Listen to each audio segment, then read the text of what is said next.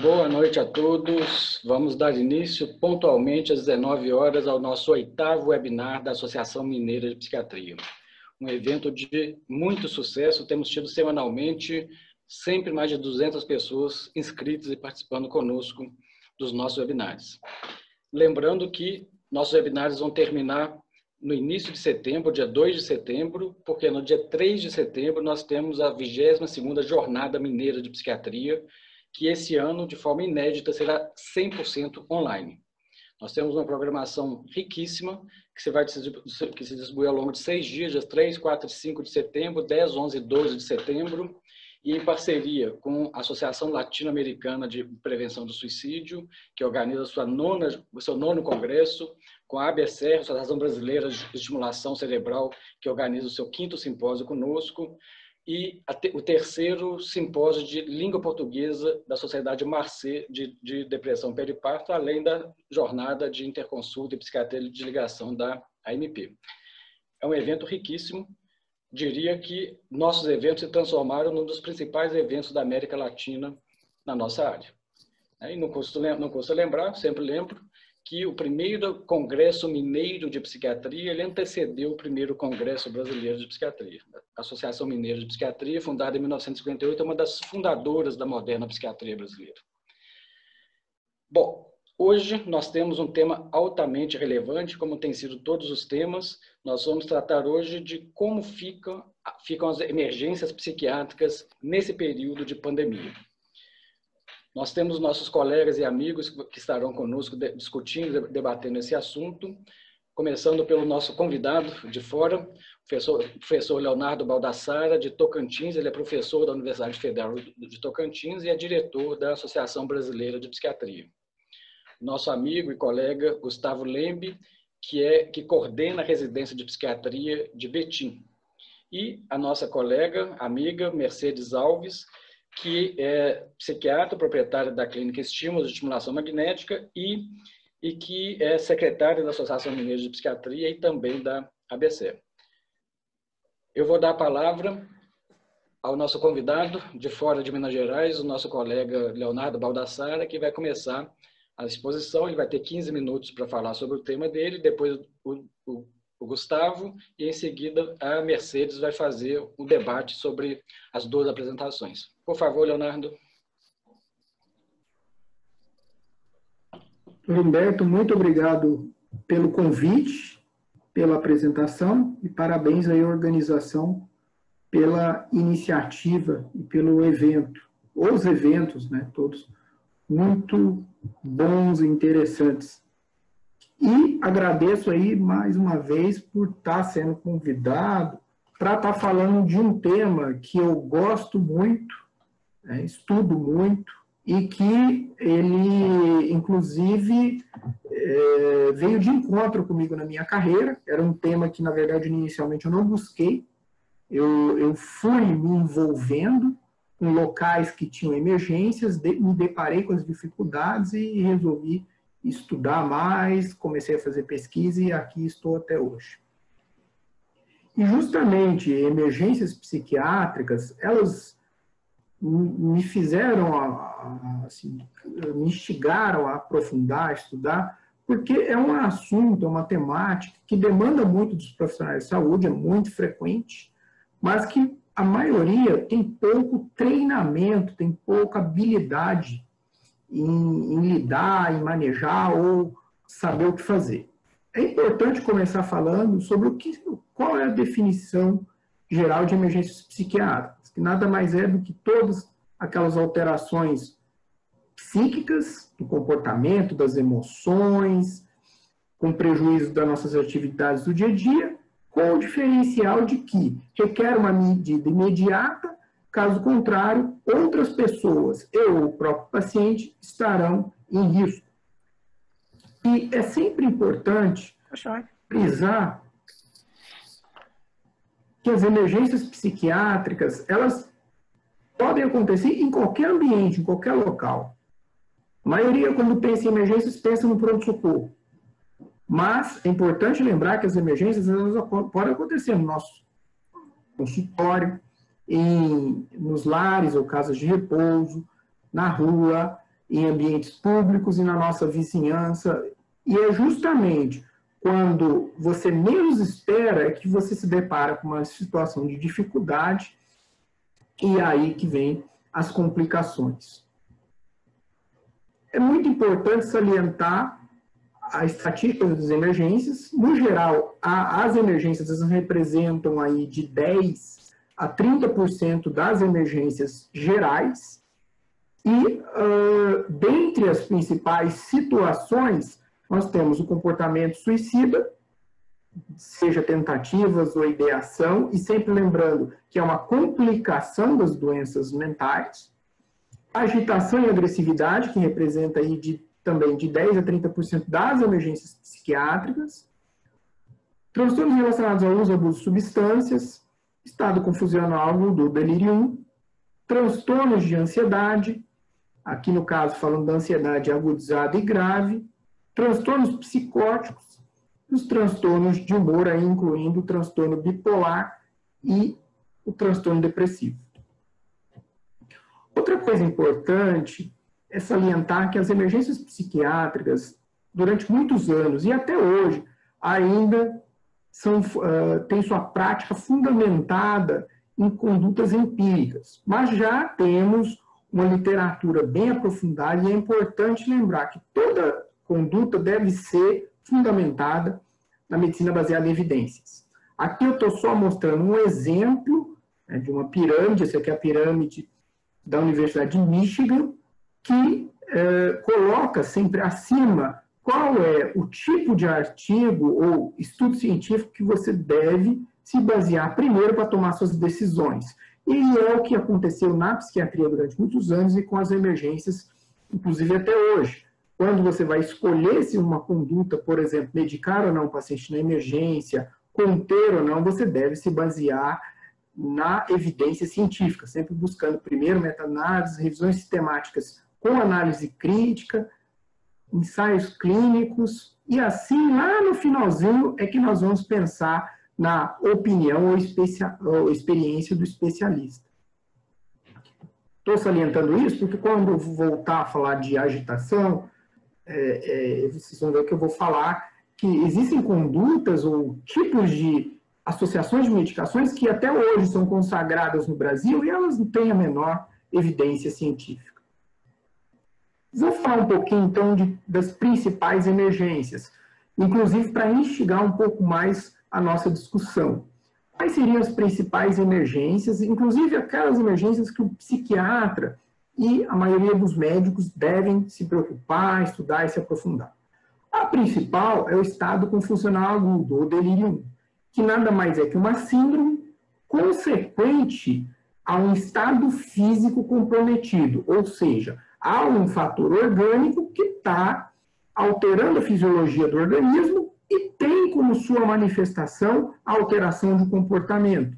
E é aí que está o perigo, porque a abordagem do delírio 1, ela sempre deve ser investigar, descobrir a causa e tratar e reverter essa causa. Inclusive, o comportamento do paciente vai melhorar à medida que você tratar a causa. E a última preocupação deve ser com a de dar um medicamento para tentar deixar esse paciente mais calmo, mais tranquilo, ou que talvez reverta aquele estado. Geralmente o paciente começa com sintomas agudos, caracterizados por alteração da consciência, desorientação e desatenção, que pode ter outras manifestações como agitação, hipoatividade, alucinações, dentre outros. Mas aí é que está a pegadinha, porque justamente o sintoma comportamental chama mais atenção e desvia a prioridade do profissional, que é fazer o exame físico e o diagnóstico diferencial da causa orgânica. Outra situação muito frequente e, na minha opinião, uma das que causa mais dificuldade na maioria dos médicos é a agitação psicomotora. Lógico, aqui estamos falando daquele indivíduo que tem aumento da sua atividade motora, secundário a uma complicação ou agudização de uma doença mental, e o indivíduo ele passa a ter aumento dessa atividade que pode ter um propósito ou não. Muitas vezes se associa a agitação com a agressividade. É importante lembrar que a agressividade é só uma complicação e representa um estado de agitação severo, mas nem todo paciente agitado é agressivo. E justamente por se associar ao estado de agitação, à violência, à agressividade, a maioria dos profissionais se afasta e tende a negligenciar o atendimento. Por isso, eu gosto muito sempre de criar um passo a passo que pode ajudar, diante de um paciente agitado, estando agressivo ou não, ao profissional conseguir conduzir com mais calma essa situação. E olha aqui, a primeira delas é observar a situação, né, o que está acontecendo e a segurança. Diante de um paciente agitado, qual que é a primeira coisa que eu faço? Você vai olhar ao redor, ver o que está acontecendo e, se necessário, você já pede ajuda. Só se aproxime desse paciente se houver segurança. Só se aproxime se você compreender que é possível manejar a situação. Caso contrário, peça ajuda, auxílio e depois aborde o paciente. Segundo passo, estabelecer uma via de comunicação. 80% dos casos de agitação psicomotora tem a ver com sentimentos do paciente aflorado, com estados fisiológicos como fome, sede, sensação de estar sendo desrespeitado, e eles são muito frequentemente manejáveis com técnicas de comunicação verbal, mas depois eu posso até apresentar um quadrinho que tem uma técnica mais indicada, que é chamada técnica da desescalada verbal. Mas, independente da técnica, o principal é tentar conversar com o paciente e ver se é possível negociar ou abordar isso de uma forma menos invasiva. Não foi possível, vou proceder à restrição de espaço, que é encaminhar esse paciente por um local onde há menos movimento de pessoas, onde tenha menos circulação, que seja mais protegido tanto o paciente quanto para as pessoas ao redor. E se isso não funcionar, eu vou partir para o uso de medicações usando os princípios que chamamos da tranquilização rápida. Então, medicar o paciente agitado é deixar ele tranquilo, com menores efeitos colaterais possíveis e, se possível, não sedando o paciente excessivamente. Visto que o uso da tranquilização rápida é para proteção do paciente e uma conduta terapêutica, não é punição, e sempre temos que evitar iatrogenias. Se não for possível utilizar a tranquilização rápida, aí sim eu vou partir para a contenção física, ou restrição física, como alguns preferem, como forma de proteger o paciente, jamais de forma punitiva. E toda vez que eu fizer a contenção física, e aqui exige-se treinamento e técnica para tal, eu vou utilizar em conjunto a tranquilização rápida, visto que a ideia é deixar o paciente calmo, tranquilo e protegê-lo, e deixar ele contido pelo menor tempo necessário. Aqui uma salinha, uma foto, que exemplifica uma das maiores dificuldades que os profissionais hoje podem ter com emergências, que é justamente não se preparar para o atendimento. O ambiente de emergências, ele sempre deve ser um ambiente protegido, adequado.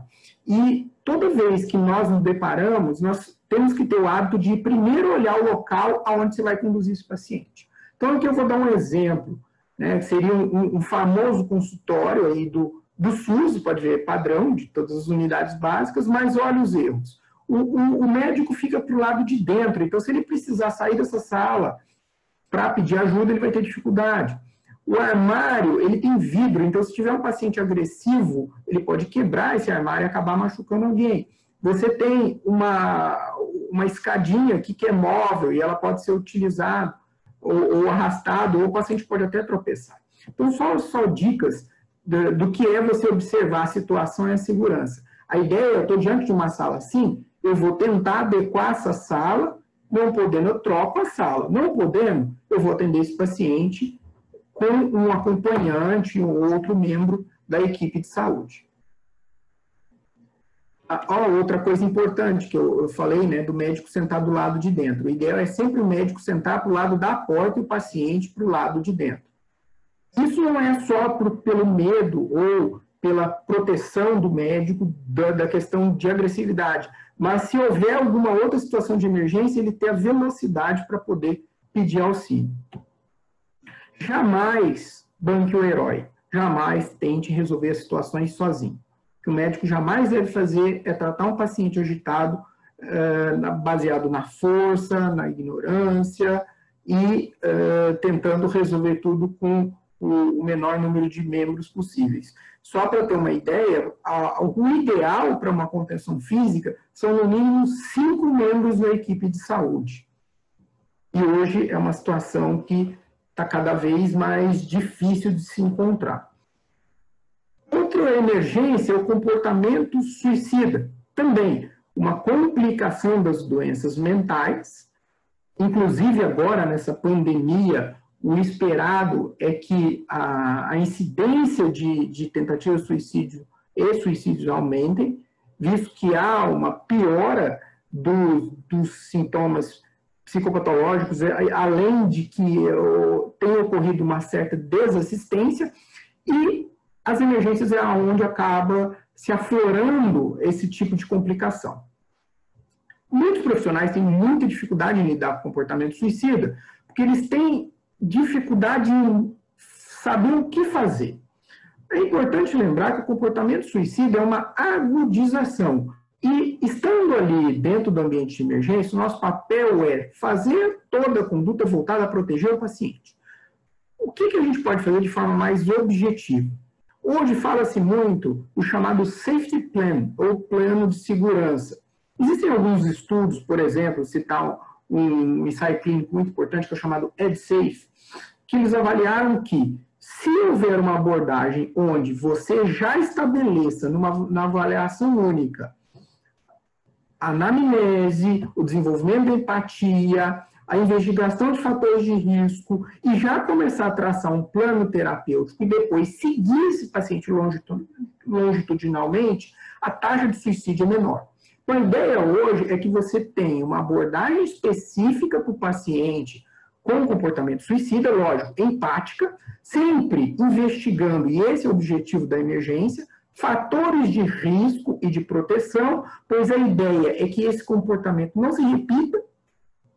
Nós não temos uma ferramenta curada hoje para ter certeza se o evento vai se repetir, mas nós conseguimos diminuir riscos. Certo? Existe uma lista de todos os fatores de risco, sendo que um dos principais é tentativas prévias, né? Existem vários outros que depois podemos conversar, mas a nossa ideia é isso, levantar fatores de risco e proteção para assim definir o local de intervenção, se o paciente vai permanecer na emergência, se ele vai precisar ser internado, se ele pode fazer um segmento ambulatorial. Mas sempre, independente do local que você escolher, fazer o acompanhamento desse paciente. Inclusive, uma das premissas do Safety Plan é depois você fazer o segmento por telefone para saber se esse paciente conseguiu o acompanhamento e se ele mantém esse acompanhamento. Existem as emergências relacionadas à agudização da doença mental, sendo bem breve, o objetivo é descartar sempre causas orgânicas, o delírio, e depois disso, observar a situação atual e fazer uma proposta imediata para melhora dessa crise. Uma vez o paciente estabilizado, encaminhamos ele para o tratamento ambulatorial, ou cápsula, hospital dia, e qual for mais indicado. Outra situação de emergência comum, e que ainda também gera muita dificuldade, são os transtornos relacionados ao uso e abuso de substâncias. Aqui eu listei os principais. O disparado mais frequente é a intoxicação aguda, mas existe muita busca da emergência por uso nocivo, dependência, abstinência e quadros induzidos. E o que você deve fazer na emergência? Só para começar, lógico, a nossa discussão. Comece sempre pelo A, B, C, D, do ACLS e do ATLS. Então, o objetivo do tratamento com o indivíduo que tem uma doença relacionada ao uso de substâncias é descartar a emergência, descartar situações que o levem a risco de vida. Comece por via aérea, respiração, circulação. Se o paciente estiver intoxicado, o uso de antídoto é a última coisa que se vai fazer. E depois que o paciente estiver estabilizado, aí sim, vou fazer um diagnóstico da situação a médio prazo e ver o cenário, o local onde ele vai ser melhor atendido, dando sempre preferência pelo ambulatório. Estamos no horário, eu vou interromper por aqui e deixar disponível a perguntas e passar aí a palavra para os organizadores e o próximo colega. Muito obrigado, Leonardo. Muito bom, como sempre. Falando assim, parece até fácil manejar emergência psiquiátrica, né, Leonardo? Mas ainda nós vamos ter tempo para as perguntas. Eu passo a palavra para o nosso amigo Gustavo, que vai falar então um pouquinho também sobre esse tema. Por favor, Gustavo. Boa noite a todos. Humberto, obrigado pelo convite, aos demais membros da MP. O doutor Leonardo já facilitou bem aqui o que eu vou falar. Ele abordou bastante a questão dos quadros de emergência e eu vou falar um pouco do impacto da pandemia em um serviço que atende todos esses quadros de emergências psiquiátricas. Eu acho importante, no primeiro momento, contextualizar de onde eu falo. Tá? Eu trabalho há 24 anos num centro de referência de saúde mental, que é o CERSAM Central de Betim, onde a gente concentra também a residência de psiquiatria do município. E lá é um serviço de porta aberta para acolhimento de casos em crises, né? A gente atende todas as crises de urgências e faz, dentro do próprio serviço, o atravessamento dessas crises. Seja através daquilo que chamamos de ambulatório crise, que é um ambulatório com atendimentos mais próximos, semanais, 2 vezes por semana ou quinzenal, né? A permanência dia, que tem diversas modalidades, o paciente pode ir diariamente o dia todo, pode ir alguns dias da semana, um turno apenas, ou de manhã ou à tarde. Isso vai depender muito de cada caso, de cada projeto terapêutico singular. A permanência à noite, que seria uma combinação da permanência dia e noite, que seria a nossa internação, né, dentro do CAPS, é o paciente que fica no sistema intensivo de cuidados 24 horas no serviço. Nós temos também a assistência domiciliar, né? A equipe faz a abordagem dos pacientes no domicílio, seja para monitorização dos quadros, seja para fazer medicação desses pacientes em domicílio, além das atividades de inserção social. Então, esse é o formato do serviço do qual eu estou falando. Bom, o CERSAM, ele é uma unidade que tem um espaço físico restrito e ele conta com 8 leitos para pacientes que estão no regime intensivo, né? Então, a partir desse espaço restrito, vocês já podem imaginar toda a estratégia que a gente teve que criar dentro do serviço para lidar com as crises e os quadros mais graves num período onde é exigido o distanciamento social. Lembrando que os nossos pacientes em crise, muito desorganizados, não têm os cuidados de higiene, não usam máscara e nem respeitam o distanciamento social. Então, para conseguir lidar com as urgências e emergências dentro de um serviço com espaço restrito, o que a gente teve que fazer, na verdade, foi tentar esvaziar ao máximo possível o serviço, para que a gente pudesse manter a assistência, mantendo a segurança nesse momento de pandemia por causa do risco de contágio. Bom, então, quais foram as estratégias que a gente utilizou dentro da pandemia? A redução do número de pacientes de permanência dia. Bom, se o paciente está demandando estar dentro do serviço diariamente, ou pelo menos alguns dias da semana, é porque ele não está bem, né? Como manter esse paciente fora do serviço, em casa, sendo que ele está num momento de crise? O que a gente fez foi ampliar essa assistência domiciliar, com visitas domiciliares mais frequentes. Muitas vezes a equipe, se o paciente é medicado, por exemplo, 3 vezes ao dia, a equipe vai à casa desse paciente 3 vezes ao dia para dar a medicação da manhã, a medicação da tarde e a medicação da noite. Então, essa assistência domiciliar ampliada, mais próxima, possibilitou que vários dos pacientes que estavam em permanência dia, passando o dia no serviço, pudessem então ficar em casa, mas sem desassistência num momento de atravessamento de crise. Também o monitoramento telefônico dos casos foi algo que nos ajudou muito, que é ligar diariamente para esses casos, saber como passou a noite, como está evoluindo, se está tranquilo, porque alguns casos pioram, voltam para o serviço, outros saem. Com isso, a gente conseguiu manter o serviço mais vazio. Fizemos também uma redução dos atendimentos ambulatoriais, aquele ambulatório crise, que faz atendimentos mais próximos dos pacientes. a gente conseguiu manter os pacientes que demandavam atendimento, né? Tinha uma maior demanda de atendimento. Espaçamos as consultas, então pacientes que eram vistos semanalmente estão sendo vistos a cada 10 dias, a cada 15 dias, intercalando com monitoramento telefônico ou mesmo visitas domiciliares. Mantivemos aberto o acolhimento de casos e da assistência à crise e seu atravessamento, né? Então, a porta aberta continuou aberta. O que a gente tentou reduzir foi o fluxo de pacientes dentro dos serviços, sem causar desassistência. Próximo. Bom, e quais foram os impactos que a gente percebeu desde o início da pandemia até agora? Nós tivemos 3 momentos. Num primeiro momento, né, o município de Betim teve uma restrição na circulação de pessoas com fechamento do comércio, assim como tivemos em outros locais, né? Com isso, a gente teve uma significativa redução de casos de permanência dia e mesmo de permanência à noite, né? Que são os nossos modelos de assistência semi-intensivo e intensivo. Então, a gente conseguiu esvaziar bastante o serviço. Mas percebemos uma demanda, um aumento considerável da demanda daquilo que a gente chamaria de casos simples. São os acolhimentos, as demandas de prescrições, relatórios, orientações, né? Casos que antes eram atendidos na rede, no território, nas unidades básicas de saúde. Por que que isso acontece? Em função da pandemia, houve um deslocamento desses profissionais para fazerem monitorização dos pacientes de Covid.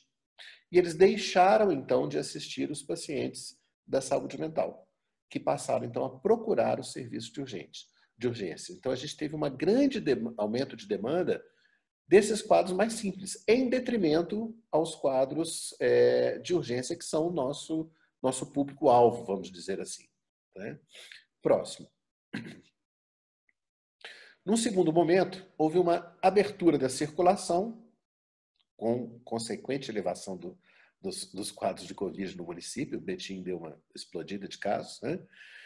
Com essa reabertura, a gente retoma uma demanda maior para permanência dia e permanência noite. O serviço volta a ficar mais cheio, os pacientes voltam a procurar mais, né? Alguns casos porque desestabilizaram, outros por demanda das famílias, né? Já que está tudo funcionando normalmente, eu quero que o meu familiar volte a se tratar no regime anterior.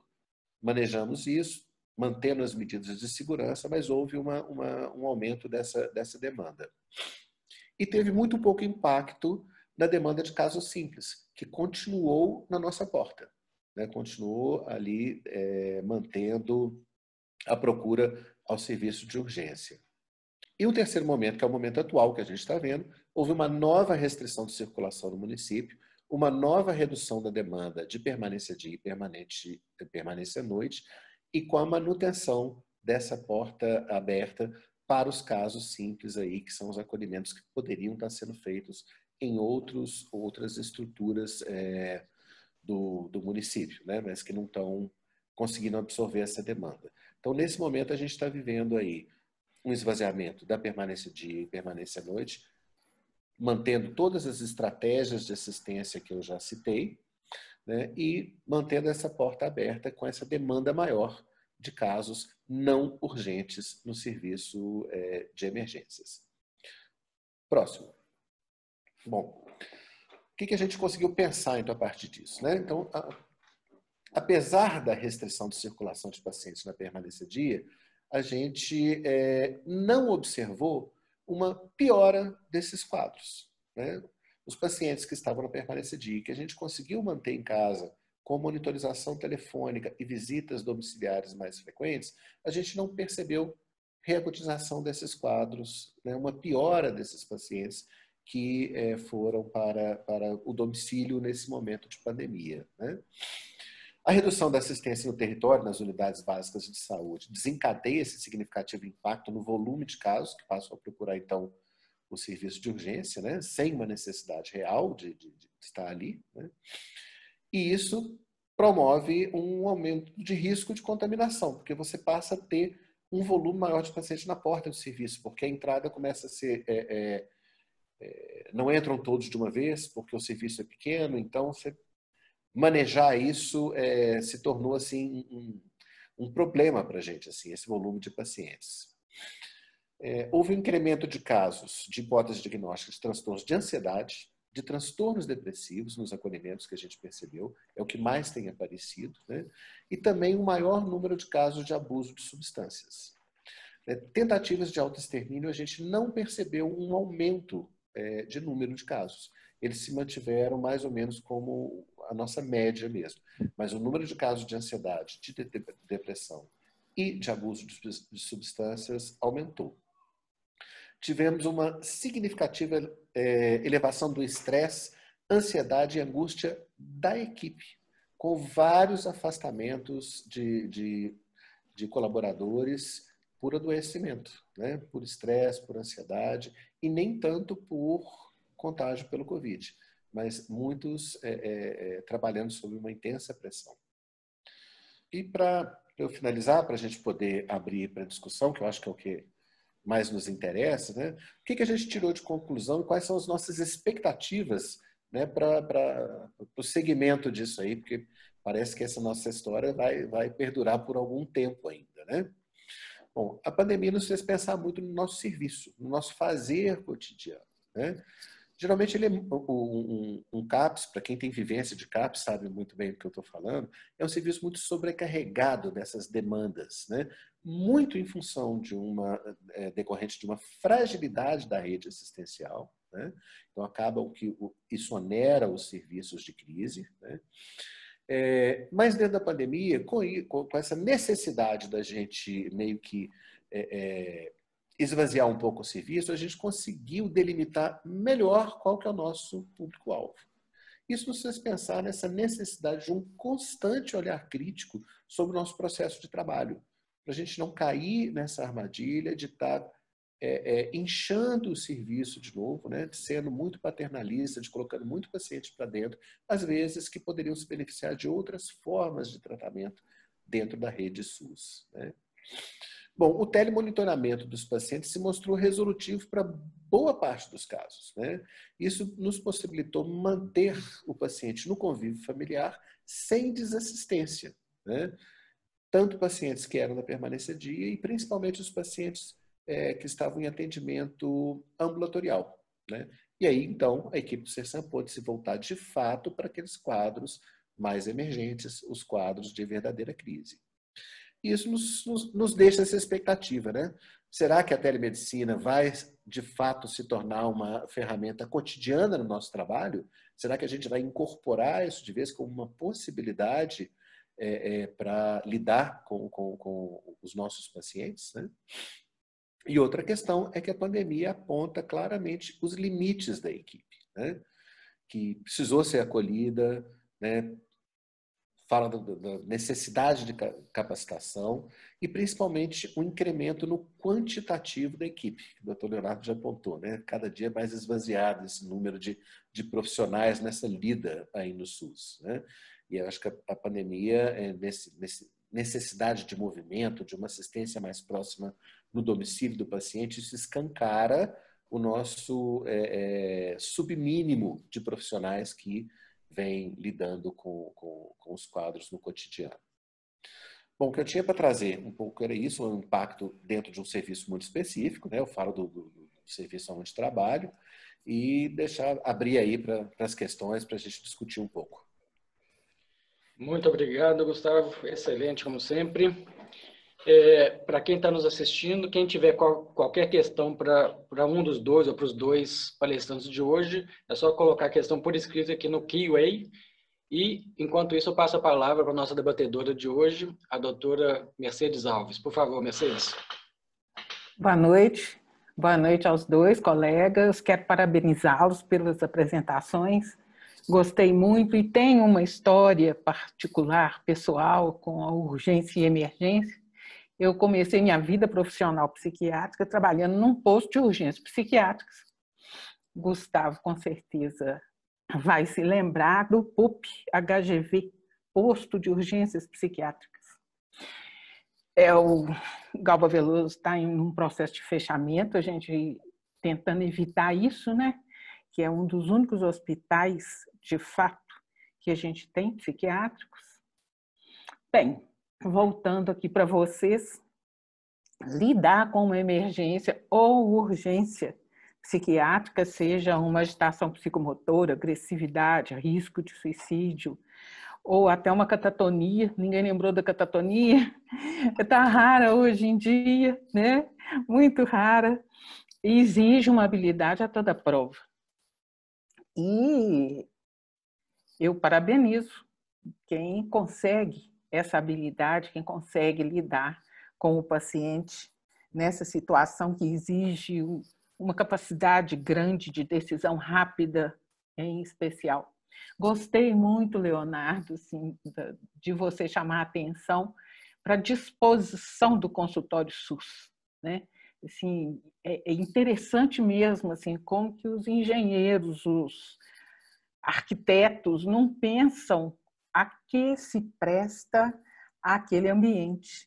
Porque eu acho que é absolutamente simples imaginar que o paciente não pode prender um médico naquele cantinho, né?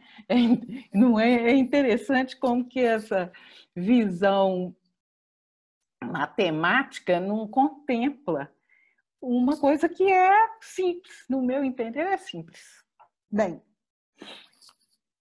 Gustavo, eu fiquei até muito bem impressionada com o Sersan de vocês. Eu não tinha conhecimento da rotina e fiquei bem impressionada, porque a minha impressão em Belo Horizonte é muito ruim. Não trabalho com Sersan, nunca trabalhei, não tive a experiência próxima e de lidar com a questão em si, mas as notícias que nos chegam e as lutas que a gente trava no CRM, buscando melhorar a assistência que nos sobrou, né? Que apesar até da lei que determina as técnicas substitutivas dos hospitais psiquiátricos, que não deveriam substituir os hospitais, né? Deveriam substituir os manicômios, né? Que ninguém gosta deles. Não é, mas substituir o hospital não tem como. Mas eu até gostaria de te perguntar se você tem notícia do SUP, Serviço de Urgência Psiquiátrica, que funciona perto da Santa Casa, é assim a notícia que se tem. No atendimento noturno, eu achei essa modalidade, essa logística absolutamente sem lógica. O paciente fica durante o dia no Sersan e vai dormir num outro local e a ambulância leva. Eu acho que você esclareceria, se você conhecer, ajudaria a mim e a muitos outros colegas que não têm uma noção exata dessa rotina.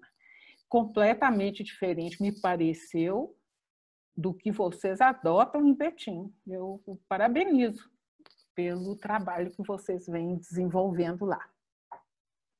Vou voltar em você, Leonardo, se você me auxilia de todas as situações que você listou de emergências psiquiátricas, qual que você considera mais difícil de lidar? Para você, pessoalmente, em que situação que você se percebe com maior dificuldade? É isso, gente. Parabéns de novo e, por favor, me auxiliem nas minhas perguntas. Muito obrigado, Mercedes. A colega aqui de Belo Horizonte, a Esther Edissa, a amiga Esther, ela fez um comentário dizendo que o Sersan de BH passava exatamente pelas mesmas fases do Sersan de Betim, essa redução e aumento do fluxo. Mas vou deixar na pandemia. Na pandemia, exatamente. Falando redução e aumento do fluxo de acordo com o fechamento ou abertura da cidade. Né? Mas vou deixar os dois responderem a Mercedes. Leonardo, se você quiser começar. Eu acho que a situação em si não é a que gera mais dificuldade. Eu acho que depende do paciente. Então, existem casos de agitação tranquilos, existem casos de agitação muito difíceis. Independente da emergência, se é comportamento suicida, agitação, intoxicação, o caso que eu acho que é mais difícil de lidar em emergência é o caso em que há um transtorno de personalidade.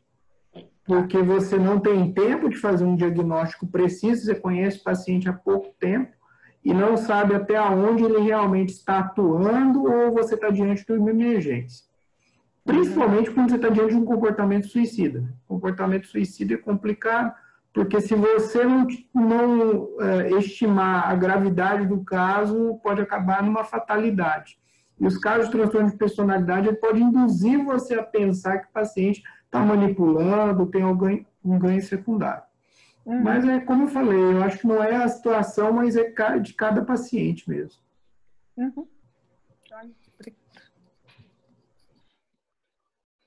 Gustavo? Bom, eu vou pegar uma carona na sua pergunta para o Leonardo. Para mim, a urgência mais difícil de lidar é a urgência silenciosa, porque a gente não consegue fazer cálculo de risco. Né? A barulhenta, aquela que aparece, a gente consegue calcular. A silenciosa que é difícil, né? Que a gente não consegue fazer o cálculo de risco. Mas com relação à questão você colocou de Belo Horizonte, eu trabalhei por 12 anos no Serção Barreiro. Então, tive uma experiência grande de lá. Assim, a minha saída da Prefeitura de Belo Horizonte vem por uma questão muito pessoal, por eu não concordar com esse modelo de assistência onde os pacientes ficam sozinhos no Sersans à noite, né, e os médicos concentrados no SUP, né, no local lá. Na verdade, os pacientes eles dormem no Sersan. Só são transferidos para o SUP, aqueles que estão muito agudos e que vão necessitar de um suporte médico próximo. Então, como os médicos estão concentrados no SUP, lá na Santa Casa, aí então eles são deslocados para lá. Mas, na maioria das vezes, os pacientes dormem no próprio Sersan e um profissional do SUP vai com o carro, eles fazem uma diligência em todos os Sersans, avalia esses pernoites, né? E depois a urgência fica lá. Atualmente, se não me engano, são 2 profissionais psiquiatras que ficam no SUP. Um fica lá e o outro faz esse giro pelas unidades da cidade. Tá? Então, os pacientes eles ficam lá. Assim. Na época assim, que eu saí exatamente por isso, assim, por não concordar muito com esse modelo. Eu acho que é uma clínica de muito risco. Né? Em Betim, a gente tem médico 24 horas. Assim, é um modelo muito parecido com essa pequena, grande diferença. Lá a gente tem psiquiatra 24 horas no serviço. Né? Então, essa assistência médica ela é mais próxima. É basicamente a diferença que a gente tem do modelo de Betim para o modelo de Belo Horizonte. Né? Que é bem o que qualifica, né? Mas são muito parecidos o jeito de funcionar, de estruturar o serviço, é muito parecido. Muito obrigada. Estou satisfeita. Muito obrigado, Gustavo, Mercedes.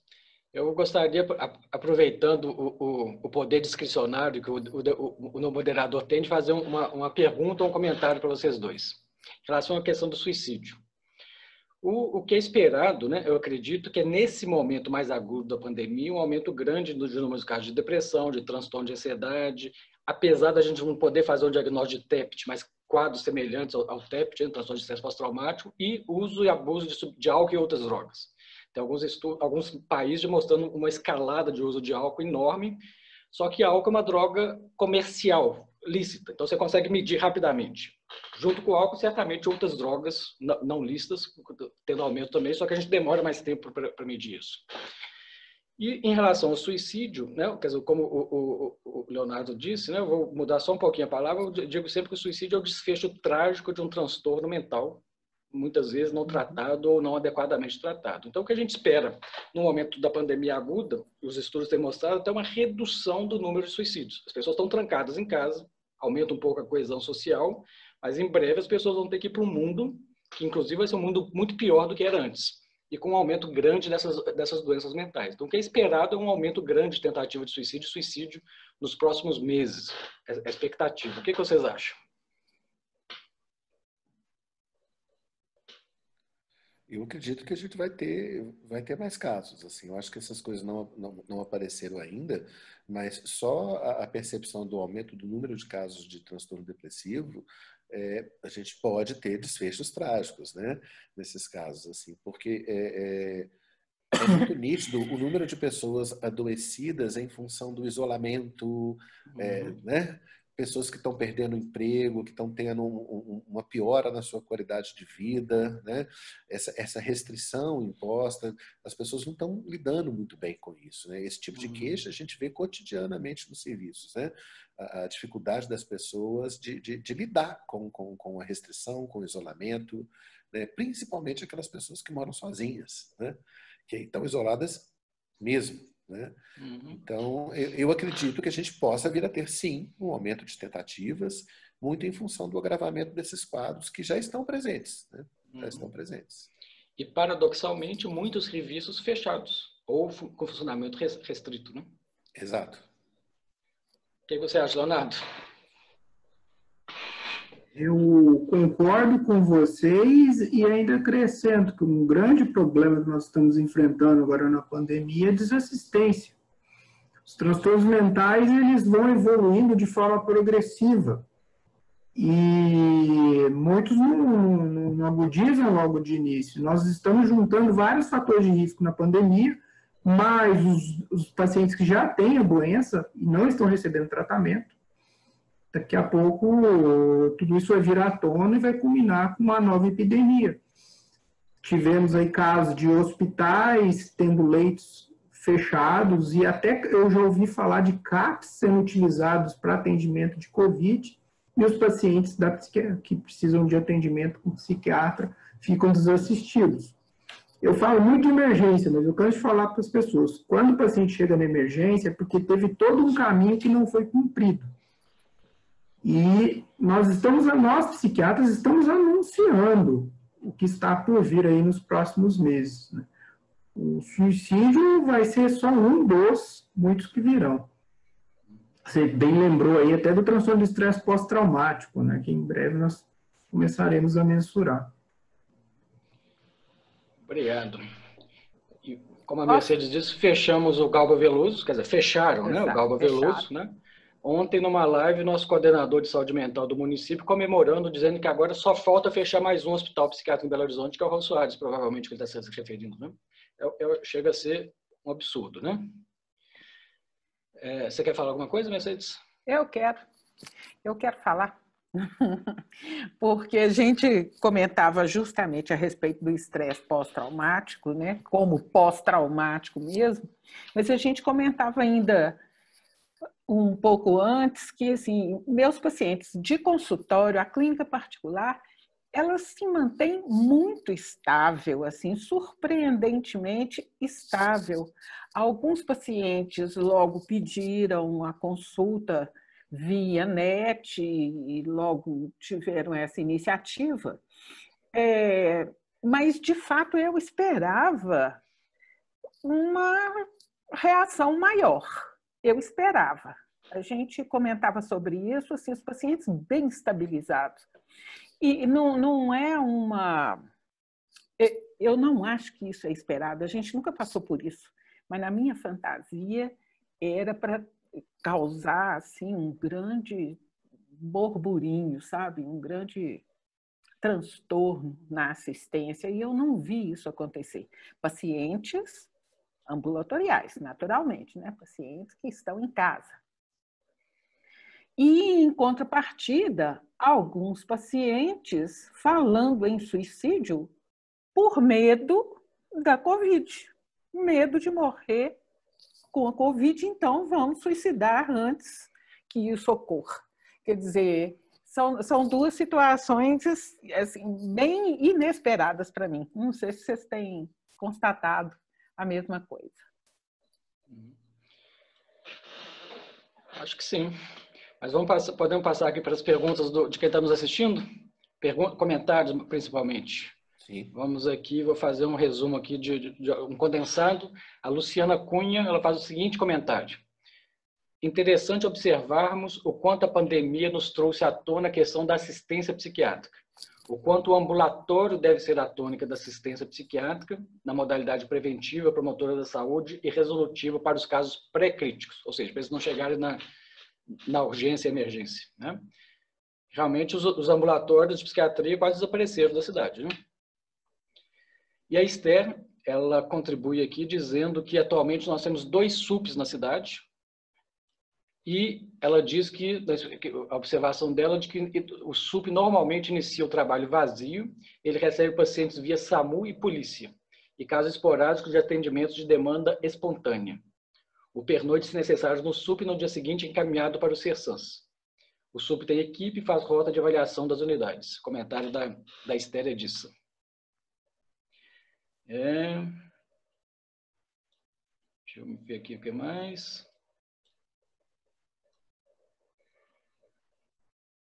A Ana Raquel Correia, dizendo que na pandemia observamos um aumento do consumo de álcool. Né? Com certeza, né? Nós já temos dados de vários países mostrando um aumento de venda enorme de álcool, né? E como eu disse, junto com o álcool, certamente outras drogas que nós não medimos ainda. Né? Então, realmente é outro problema desse momento. Bom, nós estamos caminhando aqui para o encerramento do nosso webinar de hoje. Agradeço a todos que estiveram conosco nessa noite do dia 5 de agosto. Nós temos tido pessoas de quase todos os estados brasileiros, de vários países, Uruguai, Colômbia, Peru, Moçambique, Estados Unidos, Portugal, em todos os nossos webinários, além de colegas, obviamente, mineiros e de outros estados do Brasil. Na próxima quarta-feira, mesmo horário, às 19 horas em ponto, nós iniciaremos o nosso 9º webinar e teremos a presença do nosso amigo e colega Lauro Guirlanda, daqui de Belo Horizonte, que vai falar sobre empatia e perdão, e o nosso colega de Recife, de Pernambuco, Amaury Cantilino, que vai falar sobre a terapia de aceitação e compromisso. O debatedor vai ser o nosso colega Jesus, da diretoria da Associação Mineira de Psiquiatria. Então, convido a todos para estarem conosco aqui às 19 horas, na próxima quarta-feira, para esse assunto também tão importante nesse momento.